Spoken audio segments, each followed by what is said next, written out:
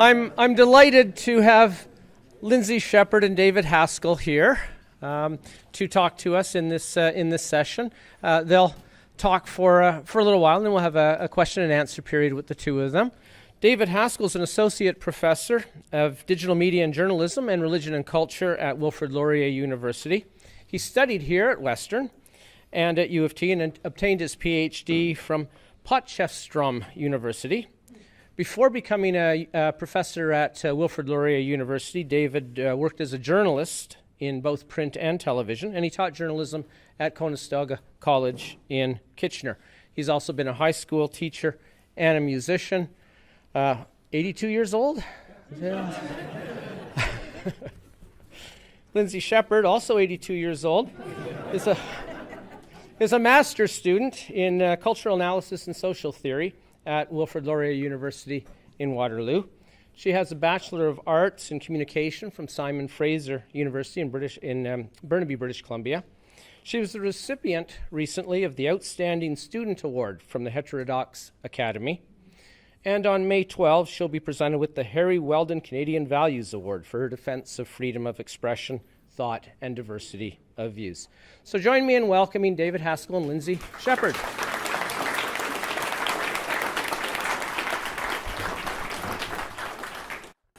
Thank you, everyone. We're going to conduct this conversation similar to an interview. We have gone over what the questions will be, but we really haven't talked about the responses. We just wanted to make sure we knew where we wanted to go. We have about 35 minutes for this discussion, and then we're going to move on to the question and answer period. So if we miss something that you're curious about, then please keep it in mind, and we'll come to it at the question and answer. So to begin, Lindsay, let's start with something I know, but maybe people don't. How did you end up at Wilfrid Laurier in the first place? Yeah, so back in 2013, this is right after I'd graduated high school, really, Jordan Peterson reached out to me. Right. And he said, I'm going to give you an opportunity. Right. Would you like to be a right-wing operative? Right. Oh, okay. Okay, so Jordan Peterson, he comes to you just after high school. Yeah. And he begins grooming you. He begins grooming you? Like yeah, it's been years. So, okay. And from the start, it was Wilfrid Laurier University, and right. I'd have to apply in 2017. Right, that's the long con. Oh, yeah. Right. Yeah. Whoa. All right. Obviously, that's not true. And you know, and you know as well that somebody's going to cut this piece from YouTube, and it's going to appear. Here's where Lindsay Shepherd admits that she was the operative, the Confederate of Jordan Peterson. But honestly, how did you end up at Wilfrid Laurier? More simple reasons. So I did my Bachelor in Communication at Simon Fraser University in BC, because I'm from Burnaby, which is just outside of Vancouver.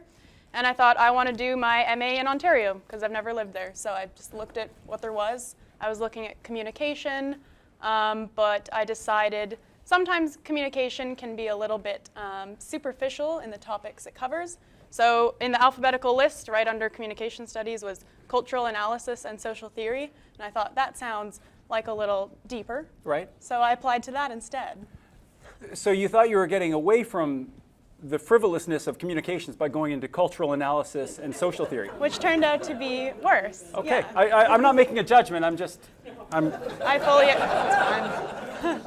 Now for my own part, so I've been at Laurier for 12 years, and when I came in, I was naive about critical theory. I didn't know what it was. I kept hearing my colleagues talk about critical theory, and I thought it was critical thinking. I thought it was such a great thing. When they wanted to include it in every syllabus, I thought, well, I guess it's a good thing that we're rejecting all those other points of interest. We're rejecting those for other courses, but let's keep doing this critical theory thing. So I was naive, but then what happened was I noticed that I was falling out of favor with my colleagues. When Jordan Peterson came on the scene, I saw that I didn't understand everything that he was about, but I did know that he was trying to say something in a university setting, and I supported that. And in fact, I was at Western when David Suzuki was having his debate with Philippe Rustin. And so I was aware of how beneficial it is when there are divergent views that are able to clash. So I wrote an op-ed in support of Jordan Peterson. And suddenly, my colleagues didn't say hello to me in the halls. Then about 6 months after that, my own university canceled a speaker, Danielle Robitaille, who was one of the defense team for Ghomeshi. The students on campus, she was coming to speak on our campus, and students agitated until she canceled. And my administration did nothing. And many of my colleagues celebrated this. So I wrote another op-ed for the Toronto Star, and I said, what is going on at my university? And I made the comment that I said, where are the students getting this idea? And I said, it's from their professors. And it was at that point that they held a special faculty meeting where they could tell me why I was wrong. But I come to free expression honestly, but I still didn't know Lindsay, but you can see that we have similar interests. So moving ahead, let's talk about this next question. We didn't know each other prior to the incident. You have to fill in some of the gaps. It wasn't happy circumstances. So what led to this first article that appeared in the National Post November 11th that really showed what was going on in your situation? How did you get there, and what happened to get you there? It was Christy Blatchford's article. Yes. Okay. So as part of my grad program, I was a teaching assistant, and because my degree was in communication, I TA'd Communication Studies 101, Canadian Communication in Context. And so half of that course is content and discussion, and the other half is writing skills. And for that course, there was 2 weeks where you had to do grammar. And so I covered grammar as dry as it was. And for university students, right? For university students right. who should maybe already know I'm not making judgments, agreement. Lindsay. I'm not making judgments. I mean, the suggested example outline of what we needed to teach for grammar was I walk, you walk, she walks, right. we walk. So I just made sure my students were all on the same page with conjugating verbs in the English language. And then I thought, well, instead of just looking at grammar as something dry, let's think of it as actually something that maybe has implications in society. Connect it to a bigger picture. And so I brought up the topical issue of gender-neutral pronouns, and how are those going to be integrated into the English language, and how does that work? And so I used a clip from Television Ontario, TVO, public access television. So millions of people have watched this already. It's now on YouTube, available to everyone. Yeah, Right. And it was on The Agenda with Steve Paikin, one of Canada's best journalists. And it was between Jordan Peterson, who, yes, I know, had never met him. You really had never met him, right? And that exactly. was the first clip I'd ever seen of him. And he was in conversation with Nicholas Matt, who was a professor of transgender studies at U of T. And I just showed 2 short clips of them in exchange, talking specifically about, they and them pronouns, sie and zur. And so obviously Matt's argument, Professor Matt, was saying, well, we need to use these. It's about human dignity. And Peterson was saying, well, no, it's compelled speech. And so I had like a 10-minute conversation with my students in 3 different sections of 25 students. And I thought it went well. Right. No one stormed out of the room. No one cried. It was civil, right? But it turns out someone had a problem. And so I received an email the next week, just a very vague email saying you need to, and this was from my supervising professor, Professor Rambukkana. He said, you need to come into a meeting with me, your master's program director, Herbert Pimlott, and an official from the Diversity and Equity Office. And at that point, I was not familiar with all this stuff about, ooh, diversity and equity, it's dangerous. I had no idea, but I still saw that, and I thought, this could only be about the Jordan Peterson clip. That's it. And so I thought, this is pretty crazy. So I called my mom, and we had a discussion. And we decided that I should go to this meeting, which was in less than 24 hours, by the way. And they never suggested to me I could bring anybody. And for the record, TAs at Laurier, you're not unionized, so there was no union rep or anything. And so I went to the meeting, and I did secretly record it. Right. And then the meeting was pretty outrageous to me.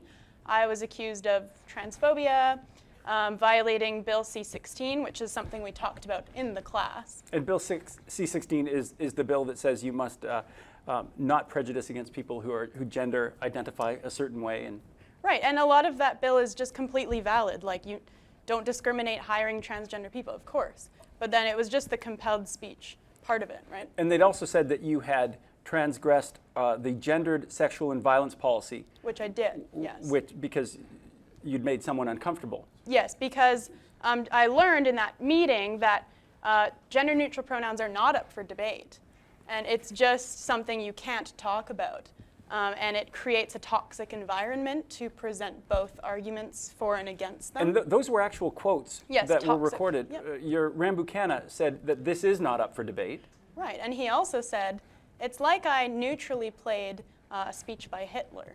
So Right. equating Peterson Well, with Hitler. equating TV Ontario Yeah, to a speech by Hitler. yes. So this transpires, and at one point you were wondering who was the person who had brought the charge against you. Yes. And I did ask multiple times in the meeting. I said, how many people complained? Like, who? I don't need their name, but like, it kind of matters. Was it one person or was it like 10 people? But they wouldn't give me a single, they wouldn't even show me the complaint. Like, I could not see it in the original words or anything.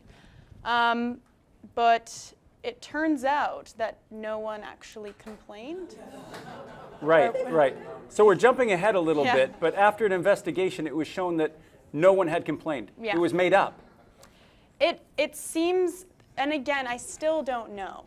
And the thing is, if I hadn't recorded this and hadn't gone to the media with it, would I have ever known? I would have probably gone on forever thinking, wow, I actually hurt somebody or multiple people. And that could have actually affected how I conduct my entire life, probably. Right. Yeah. Okay, so let's take, you've got this recording now. Yeah. You've heard some crazy talk from 2 professors and a representative from the Diversity and Equity Office. Yeah.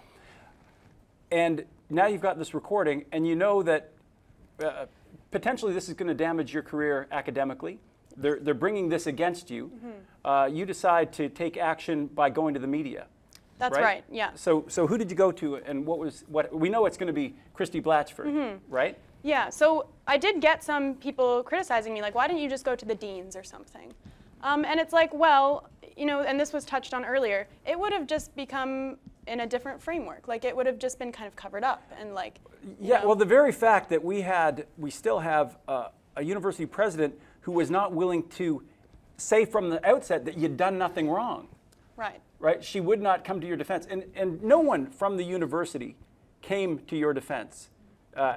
As far as I know, am I right with that? You did. Oh, I did. Oh, you Okay, did. yeah. So someone did. Thank God for him.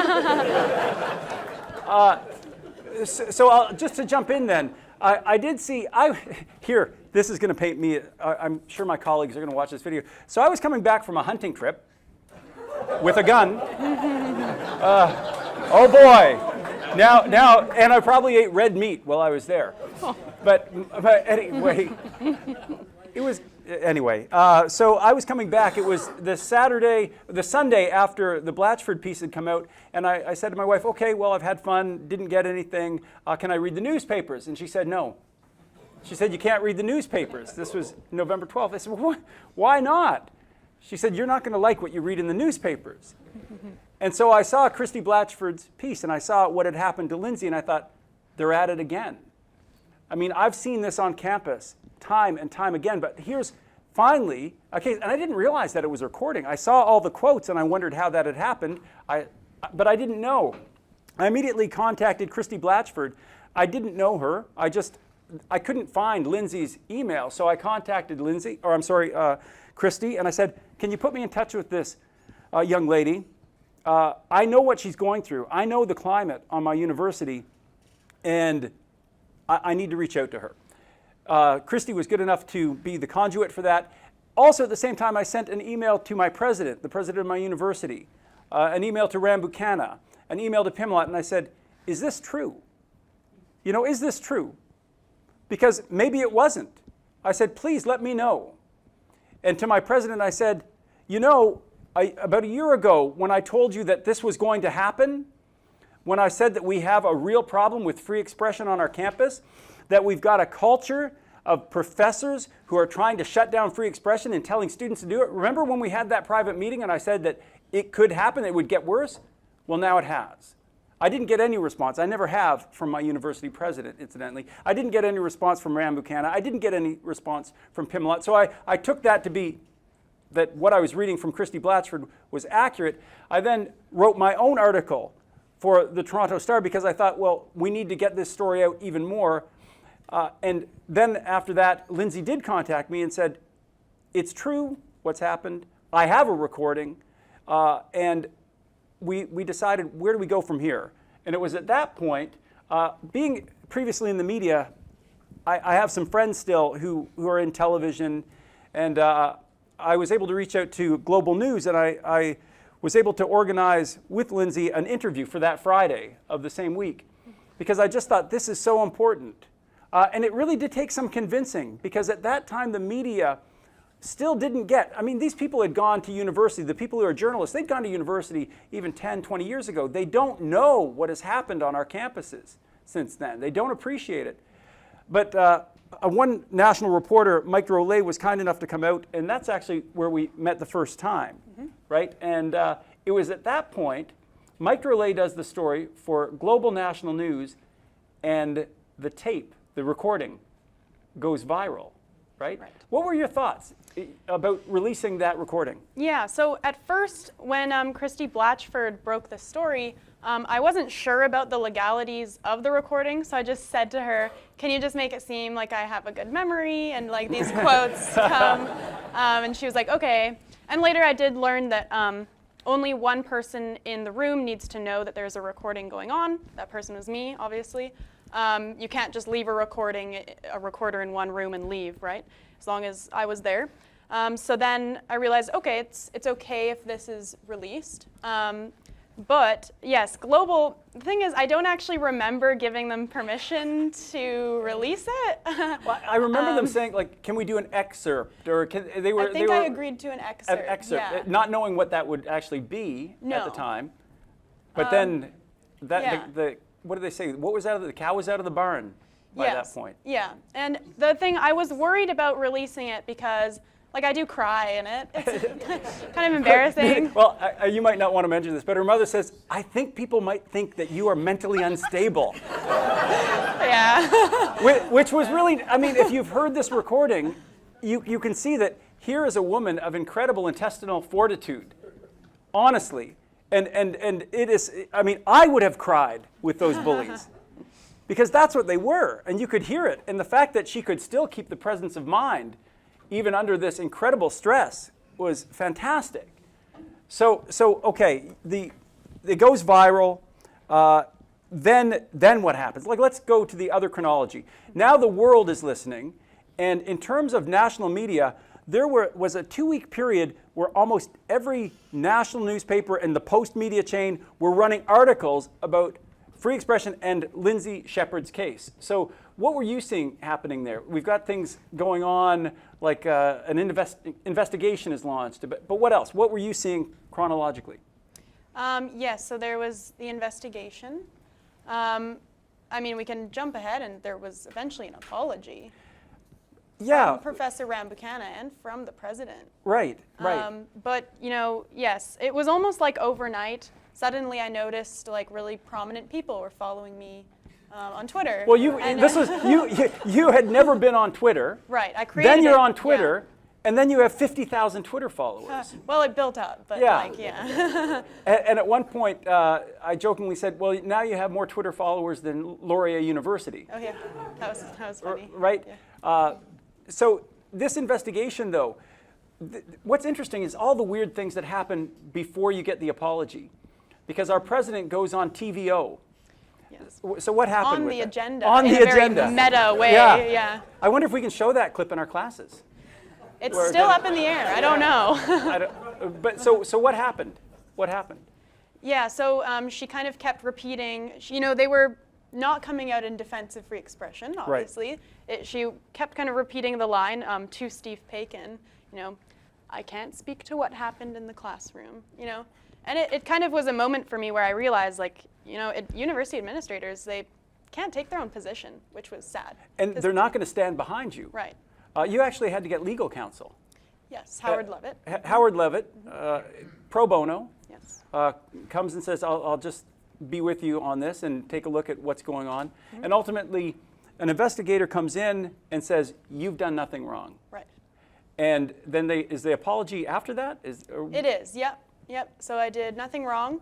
But there's still people who will contend today that what I did was very wrong. So for the people who already thought that, were they convinced by that? Probably not. Okay, let's talk about that. So you get the apology, but who on the campus, let's not talk about administration or even PIMLOT and Rambo Canada, but who on the campus was hostile toward what you were doing with free expression?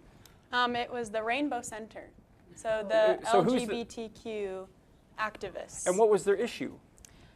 So they were saying that I was perpetuating transphobia. And actually, any media outlet that covered my story was also perpetuating transphobia. And that it was silencing the voices of trans people who were actually at the center of this whole discussion. For them, it was not about inquiry, classrooms or free expression. It was about trans rights. And I just don't see that as the center of the story. It could have been anything I was discussing in my classroom. It didn't have to be gender pronouns. There are other taboo or topics that some people are much too afraid to touch, right? And what stands out to me is there were people in the transgendered community who were supporting you. Yes. But we had articles in the newspaper, local newspaper, from certain people and others who came to a rally for free expression, and so that to me shows that really it was disingenuous for those groups at the Rainbow Center to say that they were the voice of the transgendered community. They weren't. They were the most vocal, the most hostile, but they certainly weren't the unified voice on that. Okay, so something I noticed, and if we can get to this in the question and answer, I'd love to go through it. There was a really interesting communication strategy that was used by the forces of censorship on my campus. I don't want to get into it now because I want to keep pursuing what's going on with Lindsay's situation, but it was like an organized appeal campaign that just went through one, and then when that one didn't work, they went to another. So if we have time in the question and answer, we can talk about how what I would call the far left and left-leaning forces on my campus, or the authoritarians, if you'd rather, how they twisted language in order to really get their way, or tried to get their way. So we can talk about that, but maybe that'll be Q&A.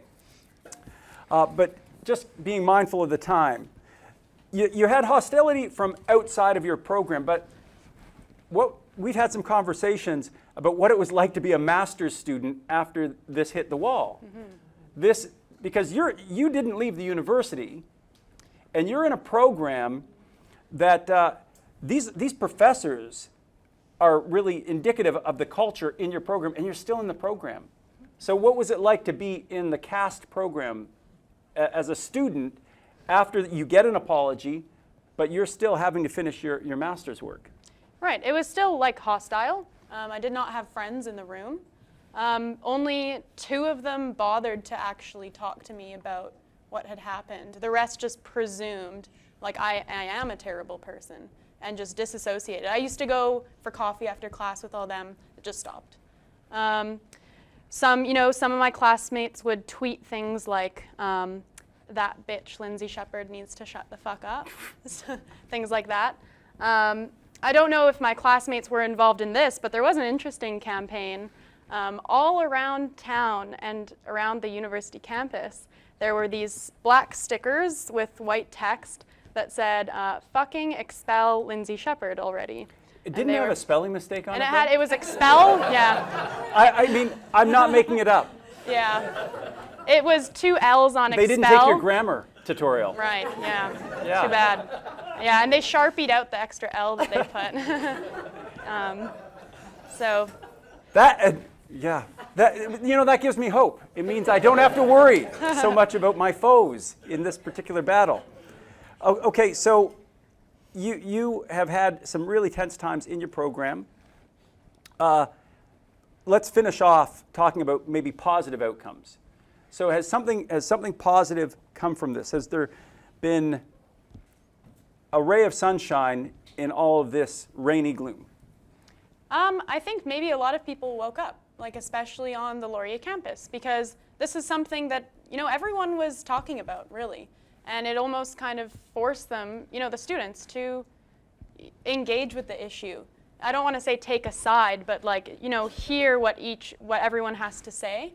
And so when you're that close to what's happening in, a national news story, international news in a lot of cases, they kind of woke up to something that otherwise they might have not realized is a problem. Because if your opinions fall within the orthodoxy, you might never confront, you might never think there's a problem with freedom of expression because you never run counter to it.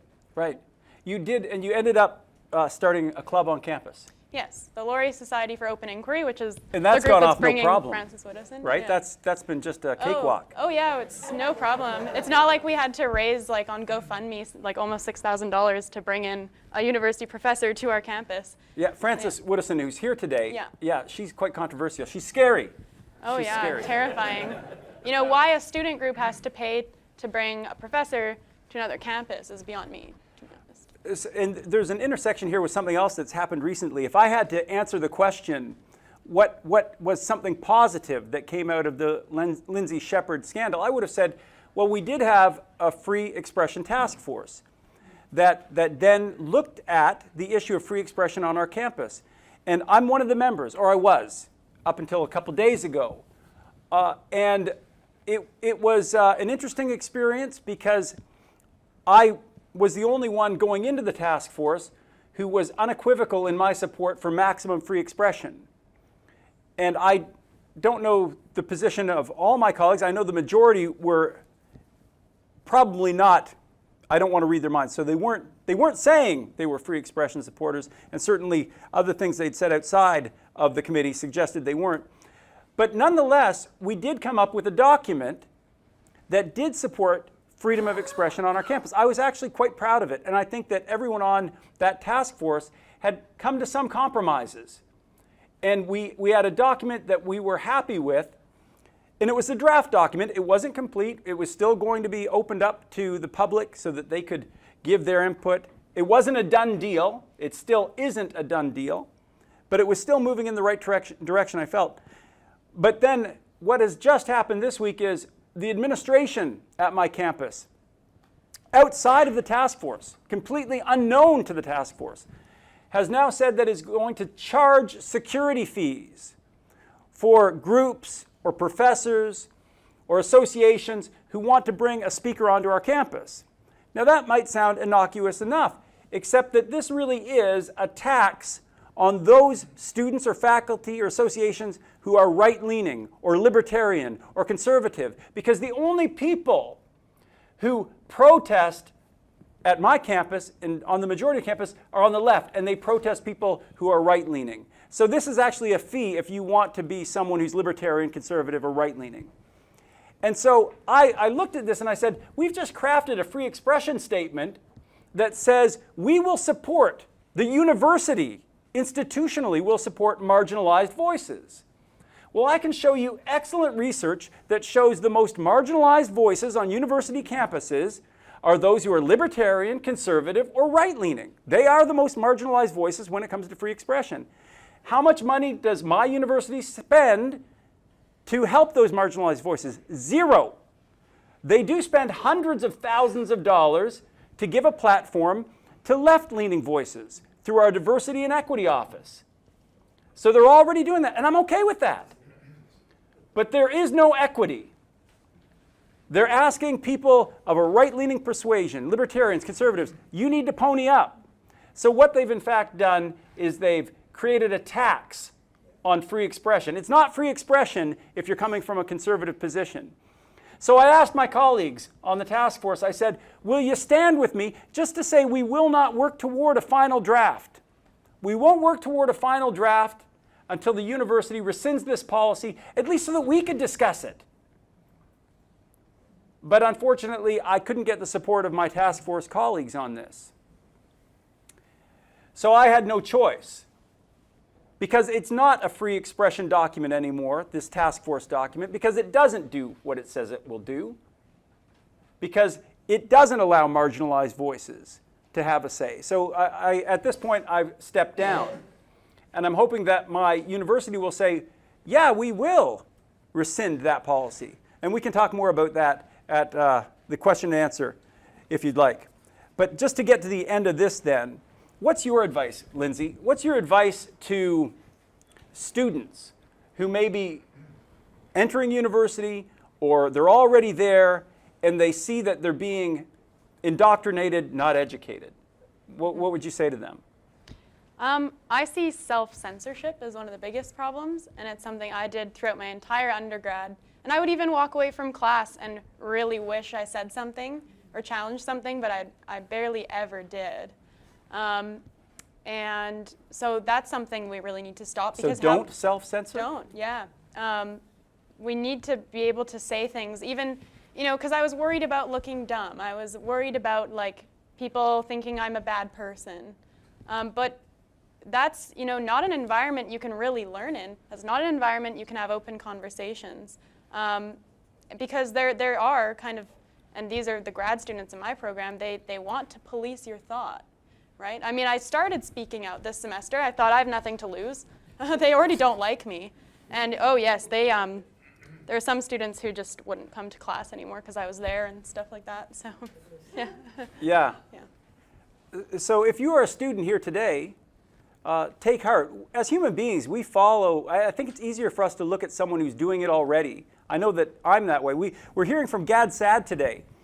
And back when I first started being aware of free expression, I wondered, is anybody else concerned about this? And I was really grateful to see that Gad was very vocal on his YouTube channel. And I sent him an email and I said, I'm grateful for what you're doing. I'm grateful there's a model to follow. I'm looking forward to hearing from him today.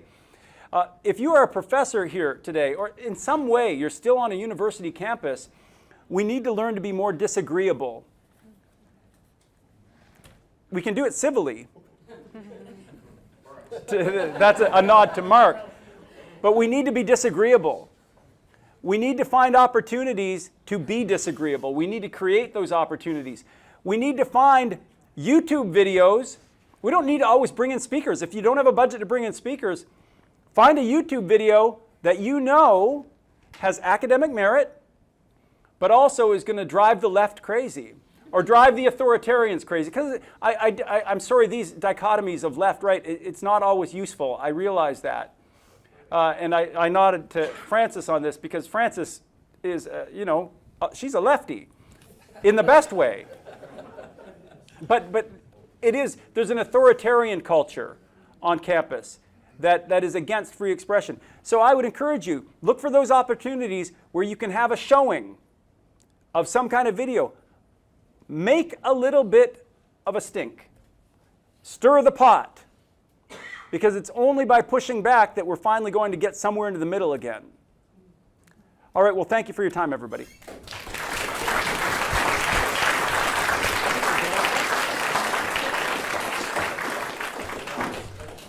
I'd say disputatious rather than disagreeable. Okay. I don't want to be disagreeable. Questions for Lindsay and,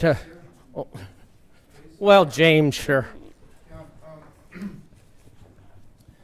Dr. Legan, Dr. James DeLatter, this is Dr. Legan. We're both war vets, and when I was in Vietnam, we had this policy that, if you're attacked and surrounded and that sort of thing, that you bring down airstrikes on your own position, and that's what I felt at some schools. Not Hillsdale, I taught there 3 years, but other schools, it was like that. It was in your face.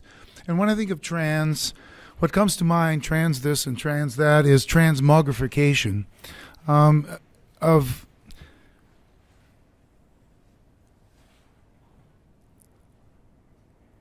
a grammatical term, that is gender. I don't want to split, but I'm sure we have a split in this. Some think that, and I've already talked to them, that gender is a grammatical term. Those of us who are trained up in Greek and Latin, we learn the excuse me, the inflections. The other is sex, of course, and I'd be interested in. I realize that conservatives, libertarians, let's make room for reactionaries, like yay unto the Middle Ages. I think Clive. Robert, and then Clive.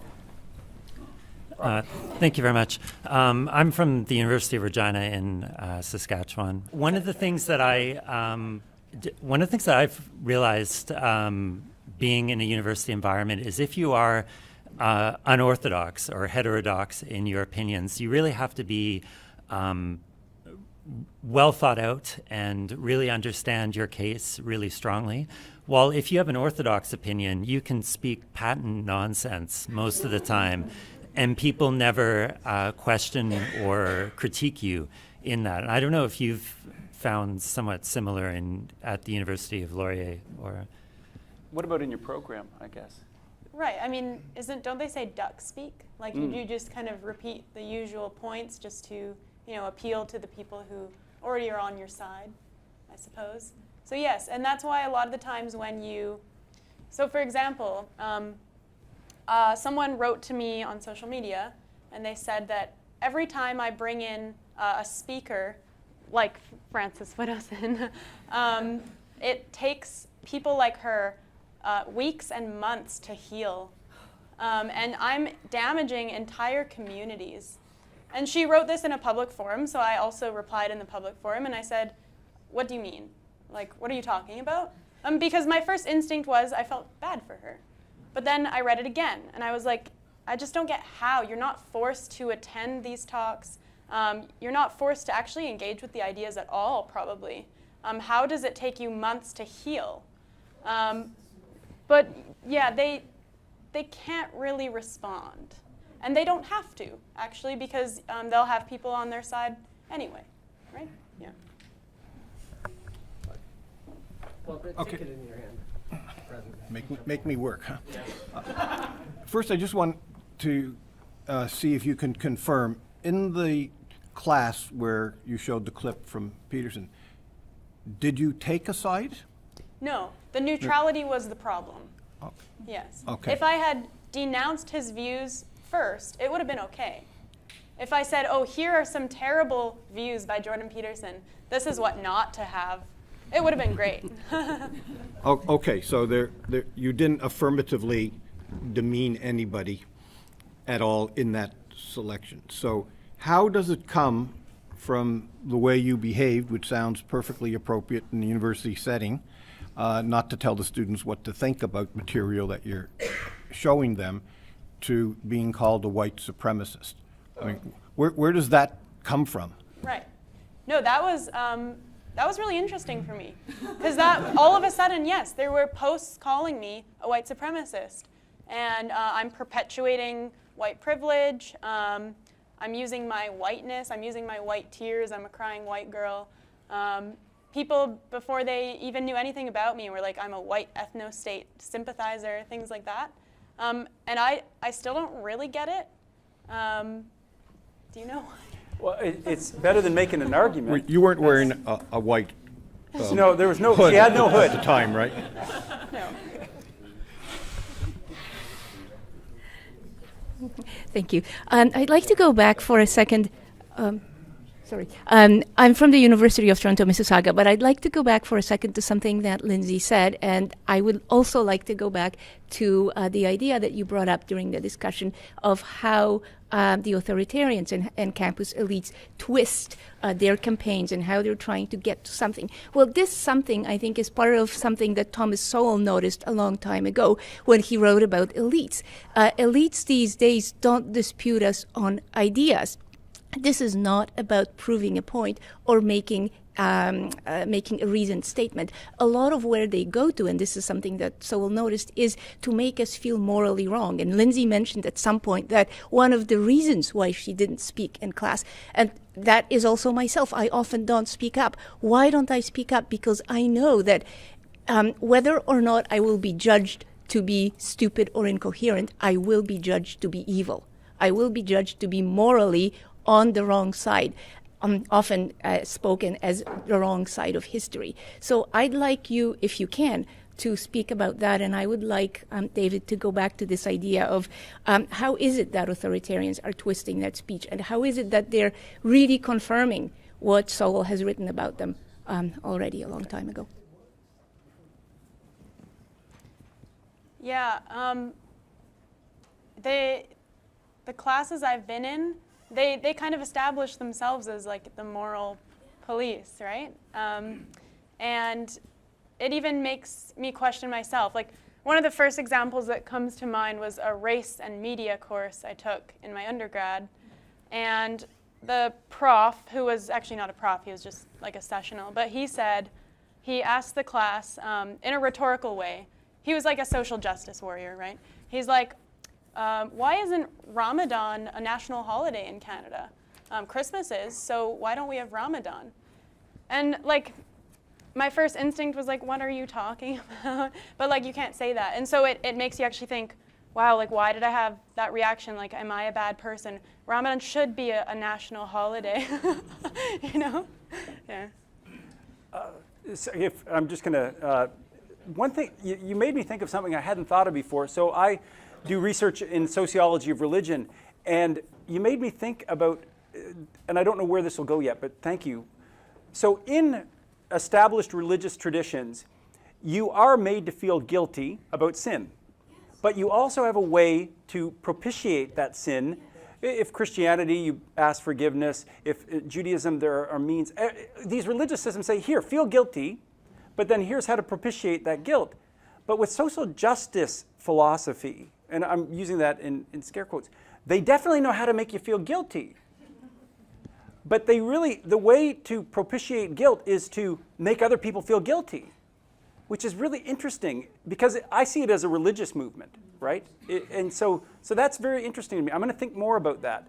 Now back to the question about how did they twist the words. I saw 3 movements, which was really incredible. The first movement was that when they were saying why we should stop talking about free expression on campus, the first movement was because it causes harm. Right? That was their go-to. This is causing harm. So, you know, I look at this and I say, okay, well, what is the definition of harm? Because you realize they are trying to redefine terms.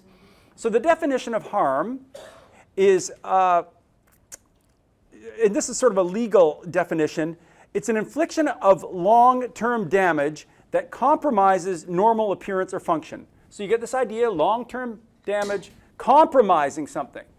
So is that happening? Because what they're saying is harm was offense. So they're trying to say that I'm mentally harmed by it. I'm saying, well, no, because, and then I started looking at the psychological data on this. And there's a really good study by Scott Lillefeld, and it was The Origins of Microaggressions is what but he looked at all of the literature. It was a meta-analysis, and he says, you just cannot substantiate the claim that ideas, offensive ideas, harm you. It's just not there. In fact, if you look at cognitive behavioral therapy, they'll tell you that the best way to overcome this idea of feeling harmed by ideas is be exposed to those offensive ideas. So what they were saying about ideas harming was completely wrong. So then when other people, other academics, newspapers started saying that, they moved to the next strategy. And the next strategy was, well, all this discussion of Lindsay Shepherd and free expression is causing physical violence. And so they were saying there have been threats on lives. And I'll just cut to the chase. So Globe and Mail, Global TV said, okay, we're going to go check with campus police and we're going to check with the Waterloo Regional Police to see if anyone has lodged these threats against their lives. There wasn't a single complaint. So unless they were just braving them themselves, I'm being threatened with this physical violence, death threats is one of the things they said. They were, but they weren't going to the police with them. So when that was exposed, they moved to the next, and I think this was the most clever / diabolical. They said, you know what, we just need to contextualize. Yes, we can have debate on campus, but we have to contextualize. Well, what does it mean to contextualize? It means that we must filter it through a critical theory lens. So we'll let you have both sides. but we'll make clear which of these sides is bullshit. And this is what we'll do for you students. We'll filter it for you.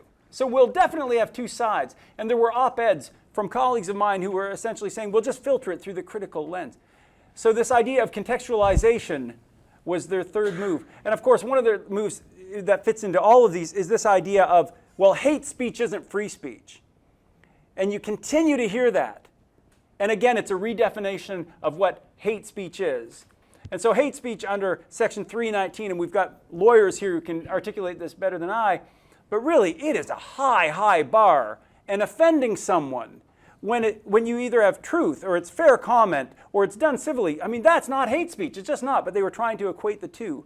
And of course, if they can redefine hate speech, which they continue, they are always trying to do that, then they will be able to censor on our campuses and really in society more generally. So those are the moves I saw. Thanks for the question. But with your second point about police complaints, I mean, the police are a tool of oppression to them. So, I mean, that's why they wouldn't go to the, just arguing their side. No, I appreciate that. And they don't have that. to, this is a quote from one of the activists, they don't have to perform their trauma for us.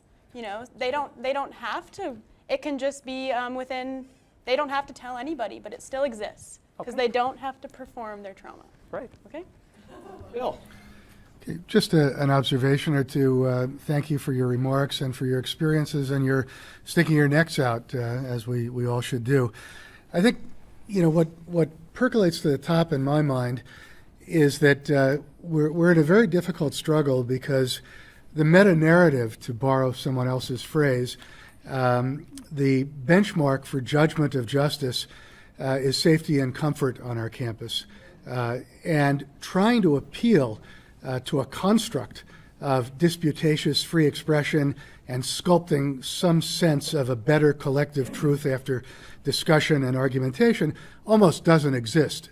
The automatic, the heuristic, the instantaneous benchmark is comfort. So that's one thought that I scribbled on. The other thought is something that's missing from this discussion. I spent 40 years as a researcher in human sexuality and prejudice. And almost as long, in civil liberties pursuits. But what is missing a little bit from the discussion is sympathy. If an indigenous person says, I've had a struggle, I've had a historical struggle, you have a perfect right to raise these issues, but it does affect me. That's fine. So a little something. If a trans person says, I've had a struggle, and you're surfacing this issue, brings it home to me. That doesn't mean, that you can't talk about it. So, for example, when my multitude of colleagues tell me that Jordan Peterson is transphobic, I say, no, Jordan Peterson is concerned about compelled speech. At the same time, I express sympathy for people who are struggling with, with their struggle. So I don't want to forget the sympathy piece. But what we're confronting fundamentally is a benchmark for acceptable speech that involves comfort. And any construct, any mental reach, any purchase on the idea of the desirability of free expression, disputation, and the quaint medieval idea of a university where people work together to figure out, is this an elephant or is this a donkey? We're all blind. That almost doesn't exist. By the way, I would divorce the distinction of attacks on the right wing. It's really an instrument of censoriousness against any controversy. It's easier than burning books and less conspicuous. But if it costs me $6,000 to take this book out of the library or to listen or to talk, that's a pox on any controversial idea. Just to respond to this, I would commend people to take a look at a recent study published on Heterodox Academy where they did look at who does the disrupting. And so 90.5% of disruptions, 90.5% of disruptions on university campuses in the United States happen from left-leaning protesters protesting right-leaning speakers. My question is about the complaint that was not a complaint. And the question is this: I read somewhere online, and I can't remember where it was, that even the unofficial complaint, because there must have been some filtered message that reached the powers that be did not come from students in your seminar, but from somebody who had overheard two students speaking about the seminar in a cafeteria. Is that just a canard, or perhaps you don't know? Is that because the students that were talking about your seminar may have been praising the seminar, yes, and then overheard? I mean, it's a pure speculation on my part. I just wonder what you can tell us about that. Yeah, no, I've certainly thought that. That's how I've been kind of explaining it to people is, so all we know from a McLean's article is that the Rainbow Center did facilitate a complaint. So it did not come from a student in my class. It came from the Rainbow Center. They were not asked to do it. They took it upon themselves. So yes, how they got that information, it could be this situation. Two students were talking favorably, and these Rainbow Center people took it upon themselves to tell the professor of my class. Or maybe one student was just talking in the Rainbow Center. Maybe one of them uses the resources there and was saying like, yeah, this like kind of sucked. Maybe they did have a problem but didn't want to make a complaint out of it. And I think I'll never know, actually. Yeah. But it's entirely possible that, because you said earlier you were afraid of carrying with you to your grave the guilt of having hurt somebody. It's entirely possible that you personally did not hurt anybody. This is trial by hearsay and eavesdropping. Right. And they don't feel like they owe me anything to tell me, so. Okay, so my question is for you, Lindsay, and it's in regard to what you see moving forward. So, as having done your master's at Laurier and progressing for that and being a TA, I could take the assumption that you would ultimately down the line would have wanted to go to become a professor. But now with this whole ordeal, I want to know if you see yourself staying within academia for a future profession, if that's something that still interests you, and if not, do you have any insight where you would want to go with like a communication background? It's pretty up in the air for me, but I've had this discussion with Stephen Parrott. So I think I could probably find a professor to supervise a PhD, sure. Maybe that's not the problem. But would I ever get hired? I don't think so. So maybe best not to try. Who knows? We'll see if things change. I want to come back to the three professors, the three people, Rambukkana, Pimlett, and the ones who interviewed you. And my question is this.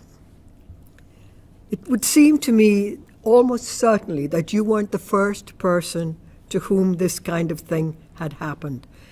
Have other people come forward and spoken to you and said, look, don't tell anybody, but this kind of thing happened to me? What can you tell us about this manner of affecting their ideological control? Yes, I get tons of messages from people with similar things. I think mine is still maybe the most extreme though, just because I was neutral. A lot of the messages I get is from people who say they took a conservative standpoint. They took a right-leaning standpoint, which they should still absolutely be allowed to do. But the thing with me is I didn't take any stand. So that's what makes it probably still the most extreme case. But yes, I get messages, at least once a week, and also from professors too, not just students. Professors who are, But that means that there's a seething lot behind the scenes who are very, very, very unhappy about the way things are going on. Yes. And these people should come forward and... They feel they can't. But if you come forward, your mark is in jeopardy. Your degree is in jeopardy. I've received many emails from students. I've had students in my office. I had one fella who came to my office. He was a mature student. He'd come back to university. He had a wife. He had a daughter. He was paying for his own education, and he was finishing his 4th year of university. And he came to my office in tears, and he said, "For 4 years, I've been told that I'm the scourge of the earth because I'm a white male."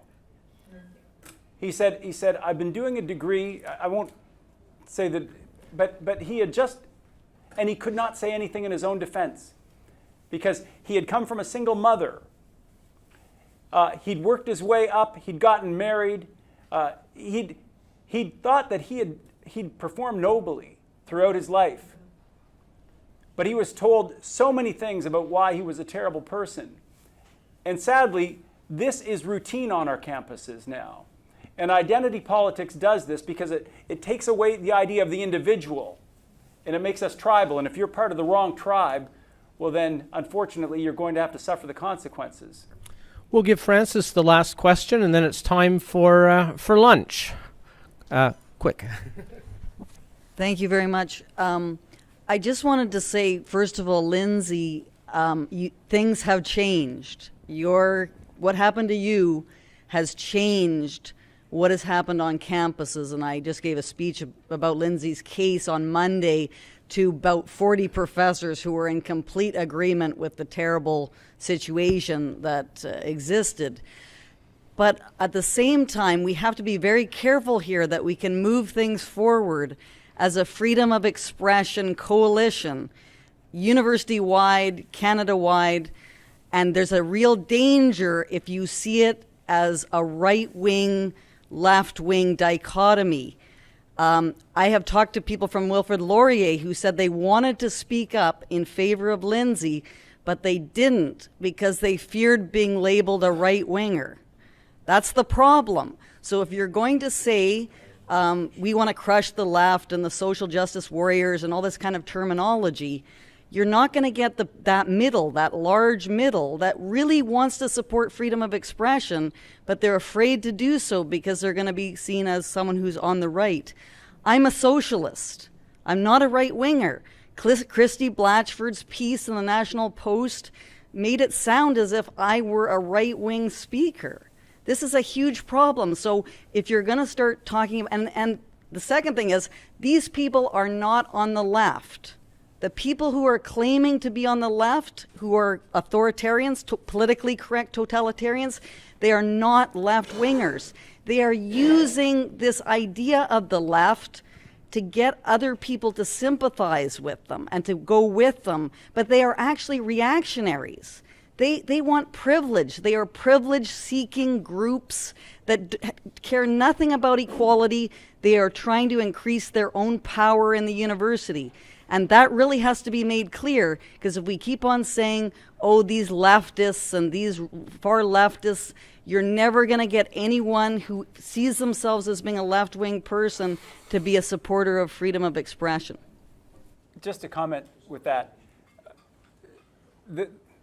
I think that what you're saying has a lot of merit, Francis. I think that also the reality on the ground is anybody who does speak up for free expression, regardless of their political stand, they're going to be called right-wing now, right? I mean, it's a problem, but it's not the people who are on the right who are doing it.